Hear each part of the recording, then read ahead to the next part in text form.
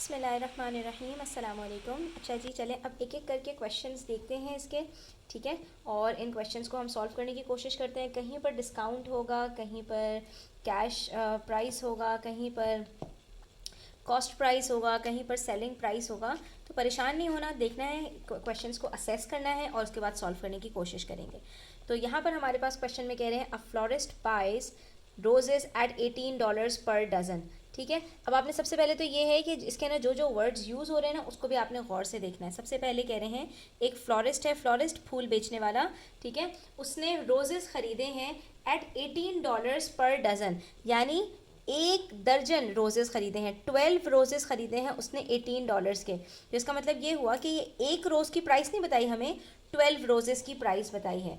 आगे कह रहे हैं if she sales them at $1 each. अब देखो यहाँ पर क्वेश्चन के अंदर ट्विस्ट क्या है कि आपको यहाँ पर तो कह रहे हैं कि 12 रोजेस की प्राइस, कॉस्ट प्राइस $18 है, और जब सेलिंग प्राइस बताई तो एक एक रोज़ की सेलिंग प्राइस बता दी। तो अब हम क्या करेंगे, हम भी पहले यहाँ पर 12 रोजेस की सेलिंग प्राइस कैलकुलेट कर लेंगे, ठीक है। Express her loss as a percentage of her selling price. तो हमें यहाँ पर क्या करना है कि हमें इसका लॉस कैलकुलेट करना है, लेकिन लॉस की जो परसेंटेज हमने कैलकुलेट करनी है वो ऑफ हर सेलिंग प्राइस पे कैलकुलेट करनी है, कॉस्ट प्राइस पर कैलकुलेट नहीं करनी। तो इन चीज़ों को आपने एक एक करके अच्छे से बहुत समझना है, ठीक है। तो अब जब हम इसको सॉल्व करेंगे तो हमारे पास ये क्या होगा, सबसे पहले हमने यहाँ पर लिखना है एक एक करके सारी चीज़ों को कि कॉस्ट प्राइस हमारे पास क्या दी हुई थी, हमारे पास कॉस्ट प्राइस दी हुई थी $18 पर डज़न, ठीक है। तो अब हम यहाँ पर एक रोज़ की प्राइस निकालने के बजाय हम यहाँ पर डज़न की ही जो प्राइस है उसी को कैलकुलेट कर लेते हैं, ठीक है। तो यहाँ पर अगर एक डज़न की कॉस्ट प्राइस ऑफ रोजेस थी तो सेलिंग प्राइस क्या होगी, सेलिंग प्राइस हमारे पास क्योंकि एक रोज़ की दी हुई है तो सबसे पहले हम यहाँ पर 12 रोजेस की कैलकुलेट करेंगे। तो ये हमने लिखा है यहाँ पर, सॉरी इट वाज 1.2, ठीक है, ये नहीं है, ठीक है, $1.2 पर रोज़, एक रोज़ की इन्होंने हमें बताई है। तो हमारे पास यहाँ पर 1.2 मल्टीप्लाई बाय 18 करते हैं तो हमारे पास यहाँ पर सेलिंग प्राइस ऑफ डज़न, जितने इन्होंने ख़रीदे थे उतने ही जब इन्होंने बेचे तो वो कितने में बेचे हैं उसकी हमारे पास यहाँ पर पूरी टोटल आ जाएंगी, ठीक है। तो ये हमारे पास आ गया $21.6, ठीक है। यहाँ देखिए हमने मल्टीप्लिकेशन में गलती कर दी, हमें डज़न की बात की थी, डज़न कहते हैं 12 को, तो हमने 18 से मल्टीप्लाई कर दिया, हालांकि हमें यहाँ पर 12 से मल्टीप्लाई करना था। यानी 12 रोजेस की कॉस्ट, 12 रोजेस खरीदे हैं $18 के, $18 के, तो 12 रोजेस सेल कितने में किए हैं, तो इसके लिए हम 12 को 1.2 से मल्टीप्लाई करेंगे तो हमारे पास आंसर आएगा $14.4 के। अब यहीं से हमें पता चल गया कि भाई इन्होंने ख़रीदे तो थे $18 के और बेच दिए उन्होंने उससे कम पैसों में, यानी $14.4 में। तो सबसे पहले यहाँ पर हमारे पास लॉस को हम कैलकुलेट करेंगे, तो लॉस हमेशा cost price minus selling price होता है, तो 18 में से 14.4 को हम सब्ट्रैक्ट कर देंगे। अच्छा, माइनस करते हुए भी आप लोगों ने इस चीज़ का ध्यान रखना है कि पॉइंट के नीचे पॉइंट आता है, बट 18 के साथ कोई पॉइंट नहीं है, तो ये 18.0 में से 14.4 को सब्ट्रैक्ट करेंगे तो आपके पास आंसर आ जाएगा $3.6। बिल्कुल सिंपल क्वेश्चन है। आपने सबसे पहले सेलिंग प्राइस निकाली टोटल, फिर लॉस निकाला, अब लॉस की परसेंटेज कैलकुलेट करनी है। तो लॉस की परसेंटेज के लिए हम हमेशा अभी तक क्या कर रहे थे, लॉस अपॉन CP, लेकिन अब हमें ये कॉस्ट प्राइस के ऊपर नहीं, सेलिंग प्राइस पे निकालनी है। तो अब हमारा डिनोमिनेटर सेलिंग प्राइस हो जाएगा, बाकी और कुछ भी यहाँ पर चेंज नहीं है। तो हमने यहाँ पर लॉस रखा, लॉस के नीचे अब हम कॉस्ट प्राइस नहीं रखेंगे, बार बार जो बात रिपीट करें उसको आपने समझना है। Express her loss as a percentage of her selling price, तो सेलिंग प्राइस पर जोर है तो यहाँ पर हमने भी सेलिंग प्राइस यहाँ पर रखनी है। तो सेलिंग प्राइस हमारे पास यहाँ पर $3 का टोटल सेलिंग प्राइस थी कितनी, 14.4। अब हम इसको जब मल्टीप्लाई करेंगे 100% से तो हमारे पास यहाँ पर परसेंटेज कैलकुलेट हो जाएगी। तो हम यहाँ पर 3.6 को डिवाइड कर देते हैं 14.4 से और मल्टीप्लाई कर देते हैं 100% से, तो हमारे पास आंसर आता है 25%। इसका मतलब है कि सेलिंग प्राइस के ऊपर इनको 25% का लॉस हुआ है। That's all. उसके बाद जो क्वेश्चन है उसमें कह रहे हैं the profit on a refrigerator is 35% of the cost price. तो अब देखो बच्चों, आपने फ़ौरन इसको, स्टेटमेंट को पढ़ते ही सारी चीज़ों को आपने रिकॉल कर लेना है कि यहाँ पर हमें क्या बात बताई जा रही है। तो ये प्रॉफिट परसेंटेज आपको बताइए 35% है और किस पर है, ऑफ द कॉस्ट प्राइस। तो हमें फ़ौरन दिमाग में हमारा फॉर्मूला जो है ना वो आ जाएगा कि हमने जो बात की थी कि हमारे पास जो प्रॉफिट परसेंटेज का फॉर्मूला होता है वही हम यहाँ पर यूज़ करेंगे। वो फॉर्मूला क्या था, profit upon cost price multiply by 100%। तो ये प्रॉफिट इन चार चीज़ों में से, एक तो 100% है, बाकी इन तीनों में से हमारे पास क्या चीज़ गिवन है, सबसे पहले इन्होंने हमें ये परसेंटेज दी हुई है, ठीक है। If the profit is PKR 217,000 और प्रॉफिट भी बता दिया, तो फाइंड द कॉस्ट प्राइस। तो आपने क्या करना है, इस फॉर्मूले में रख के आपने कॉस्ट प्राइस ही तो निकालनी है। तो प्रॉफिट परसेंटेज की जगह पर हम रखेंगे 35% इज इक्वल्स टू प्रॉफिट है हमारा 217,000 और इसको हम डिवाइड कर देंगे CP से, ठीक है। और हमने इस चीज़ को क्या सीखा था कि जब यहाँ पर हमारे पास इस फॉर्मूले के अंदर हमें कॉस्ट प्राइस कैलकुलेट करनी होगी तो हम क्या करेंगे, हम कॉस्ट प्राइस को ले जाएंगे, सब्जेक्ट बना देंगे और 35% यहाँ पर आ जाएगा, सिर्फ क्रॉस मल्टीप्लाई कर देंगे, ठीक है। इनकी प्लेसेस चेंज कर देंगे क्योंकि यहाँ पर मल्टीप्लिकेशन का साइन है। तो ये आपके पास क्या बन जाएगा, CP is equals to 217,000 upon 35% multiply by 100%, ठीक है। परसेंटेज से परसेंटेज का साइन कट हो गया। अब आप यहाँ पर 217,000 को मल्टीप्लाई करें 100 से, और 100 से मल्टीप्लाई करने के बाद आप इसको डिवाइड कर दें 35 से, तो आपके पास आंसर आ जाएगा, दैट इज़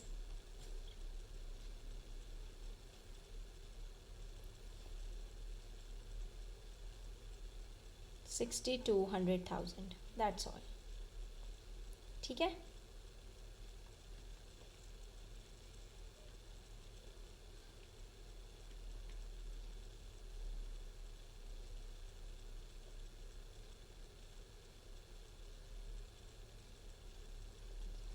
तो ये हमारी कॉस्ट प्राइस निकल आई है, ठीक है। अब कॉस्ट प्राइस निकालने के बाद अब अगर आपको सेलिंग प्राइस निकालनी है, प्रॉफिट के अंदर सेलिंग प्राइस कैसे निकालते हैं, तो प्रॉफिट के अंदर selling price is equals to sum of cost price plus profit, इन दोनों को प्लस कर देंगे और हमारे पास सेलिंग प्राइस भी आ जाएगी,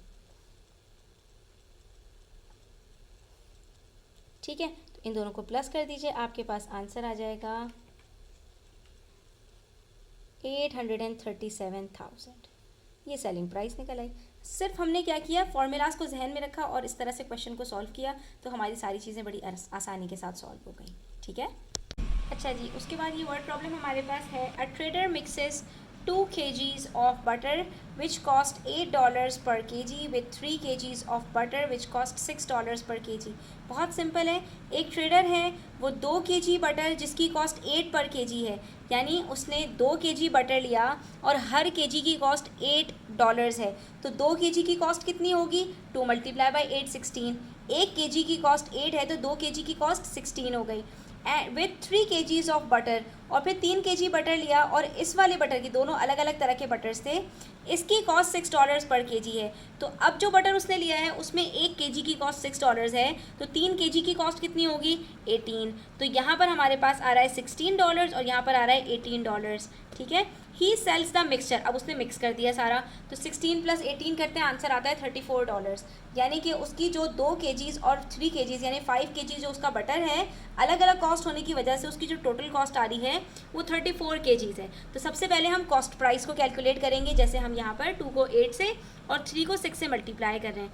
ही सेल्स द मिक्सचर एट $2.55 पर 250 ग्राम्स। अब यहाँ पर थोड़ा सा इंटरेस्टिंग है, यहाँ पर कह रहे हैं अब जो वो सेल कर रहा है तो 250 ग्राम्स को वो $2.55 के अंदर सेल कर रहा है। अब आपको यहाँ पर पता होना चाहिए कि we have 1000 grams in 1 kilogram, 1 kilogram के अंदर हमारे पास 1000 ग्राम्स होते हैं, ठीक है। तो 1 किलोग्राम में हमारे पास कितने 250 ग्राम्स होंगे, तो हम क्या करेंगे 1000 को 250 ग्राम से डिवाइड कर देंगे, यानी कि अगर 250 ग्राम्स का वो पैकेट्स बना रहा है और हर 250 ग्राम का पैकेट वो $2.55 का सेल कर रहा है, तो 1 kg के अंदर उसके 4 पैकेट्स बनेंगे 250 ग्राम्स के, और हर पैकेट $2.44 का होगा, तो 1 kg उसका 2.55 मल्टीप्लाई बाय $4 का जाएगा, ठीक है। अब हमें क्या करना है, उसके प्रॉफिट को फाइंड करना है as a percentage of his selling price. तो अगेन यहाँ पर सेलिंग प्राइस की बात हो रही है,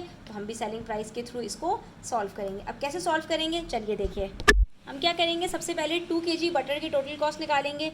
2 × 8 इज इक्वल्स टू $16, ठीक है। $16 का उसको 2 kg बटर पड़ा है, और 3 kg बटर की कॉस्ट निकालेंगे। तो इसके लिए हम क्या करेंगे, 3 को मल्टीप्लाई करेंगे 6 से, ठीक है, क्योंकि जो 3 kg बटर ख़रीदा था ये 1 kg $6 का था।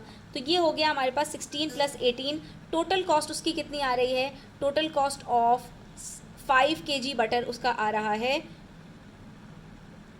16 + 18 इज इक्वल्स टू 34, ठीक है। $34 की उसकी टोटल कॉस्ट आई है।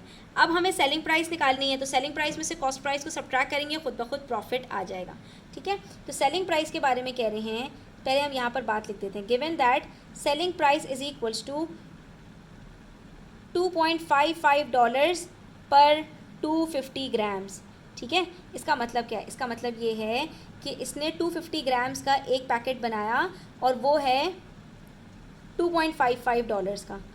तो इस तरह के जब 4 पैकेट्स बनेंगे तो 250 + 250 500 और 500 + 500 1 किलोग्राम, ठीक है। तो 4 पैकेट्स के अंदर हमारे पास 1000 ग्राम्स कंप्लीट होगा, which is equivalent to 1 kg। यानी कि 1 kg वो सेल कर रहा है कितने का, 2.55 × 4, क्योंकि एक जो है वो जिसको हम कहते हैं ना पाव जिसको कहते हैं 1/4 ऑफ अ kg। तो एक पैकेट उसका 250 ग्राम्स का है, और 250 ग्राम्स का जो पैकेट है वो $2.55 का है। तो अगर एक पैकेट $2.55 का होगा तो 4 पैकेट्स कितने के होंगे, तो हमारे पास 4 पैकेट्स × 4 कर देंगे तो $10.2 के बन रहे हैं। यानी उसने 1 kg का एक पैकेट $10.2 का सेल किया है। तो उसके पास टोटल बटर है कितना, उसके पास 5 kg बटर है, तो उसने 10.2 × 5 के बराबर उसने जो है वो अपना सेल किया है बटर को। तो हम सबसे पहले यहाँ पर क्या कहेंगे, यहाँ पर हम कहेंगे कि selling price is equal to $2.55 पर 250 ग्राम्स, ठीक है। तो अब यहाँ पर आप कहेंगे कि हमारे पास यहाँ पर नंबर ऑफ़ 250 ग्राम्स 1000 ग्राम्स में होते कितने हैं, तो हम यहाँ पर सबसे पहले ये निकाल लेते हैं। Number of 250 grams in 1000 grams is equals to 1000 upon 250 is equals to 4। इसका मतलब है उसके 4 पैकेट्स बन रहे हैं, ठीक है। तो हम यहाँ पर कहेंगे सेलिंग प्राइस पर kg उसकी कितनी आएगी, 1 kg की प्राइस कितनी आएगी। कॉमन सेंस की बात है, 250 ग्राम्स का अगर $2.55 जो है वो चार्ज कर रहा है, तो 250 का डबल 500, 500 का डबल 1000, तो 250 को अगर आप 4 से मल्टीप्लाई कर दो तो आपके पास आंसर 1000 आता है। तो 1000 के अंदर अब आपके पास 4 पैकेट्स आ रहे हैं, तो 2.55 को आप मल्टीप्लाई बाय 4 कर दो, तो ये आ गई आपके पास 1 kg की सेलिंग प्राइस, दैट इज़ $10.2। तो अगर 1 kg की सेलिंग प्राइस $10.2 है तो सेलिंग प्राइस हमारे पास 5 kg की कितनी होगी, इसको हम 5 से मल्टीप्लाई कर देंगे। जब हम इसको 5 से मल्टीप्लाई करेंगे तो हमारे पास टोटल सेलिंग प्राइस आ जाएगी विच इज़ $51। इसका मतलब है $51 का उसने सारा का सारा बटर सेल किया है। तो प्रॉफिट हमारे पास कितना आएगा, यहाँ पर हम सेलिंग प्राइस में से कॉस्ट प्राइस को सब्ट्रैक्ट कर देंगे, 51 - 34 कर दीजिए, आपके पास आंसर आ जाएगा 17। इसका मतलब है $17 का हमें यहाँ पर प्रॉफिट हुआ है। अब हमने क्या करना है, अब हमने सिर्फ और सिर्फ इसकी परसेंटेज कैलकुलेट करनी है पर सेलिंग प्राइस। तो प्रॉफिट की परसेंटेज फाइंड आउट करने के लिए हमें क्या करना है, 17 को न्यूमरेटर में रखेंगे, कॉस्ट प्राइस पर सेलिंग हमें कैलकुलेट नहीं करनी, सेलिंग प्राइस पे करनी है। सेलिंग प्राइस हमारी कितनी थी, $51, और मल्टीप्लाई बाय 100% कर देंगे, ठीक है। तो 17 × 1 = 17, 17 × 3 = 51, और मल्टीप्लाई बाय 100% करते हैं तो आंसर आता है 33.33%, ठीक है। और ये हमारा यहाँ पर सॉल्व हो गया, ठीक है। तो ये हमारे पास प्रॉफिट की परसेंटेज कितनी आ रही है, 33.33% कर दो, या 33 होल 1/3% लिख दें, बात एक ही है, ठीक है। जो स्टेप्स इसके अंदर आपको बताए हैं वो बहुत इंपॉर्टेंट हैं, उसको बड़े गौर से देखिए और एक एक करके सॉल्व कीजिए ताकि आपके जो मिस्टेक्स के चांसेस हैं वो जो है वो ख़त्म हो जाए।